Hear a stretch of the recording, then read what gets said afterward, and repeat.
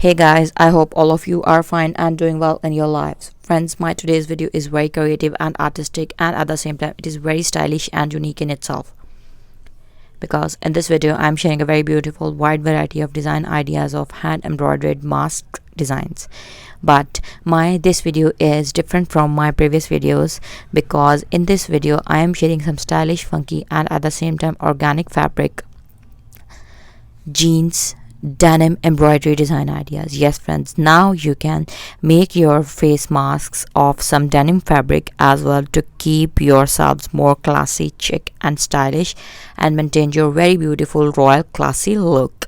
But friends, you have seen a lot of design ideas in my previous videos. We have discussed a lot, but denim fabric embroidery ideas are very unique. They are very trendy, they are in fashion as well. I have also shown you that how these exact patterns would look on some simple plain fabric, but they would not look as classy and beautiful like they are looking on denim fabric. You can use different shades of denim fabric, like ranging from the most commonly used dark blue, navy blue, royal blue, some aqua blue shades, to ranging in the gray shades, brownish shades, blacker shades and some lighter shades like skin, beige and off-white as well.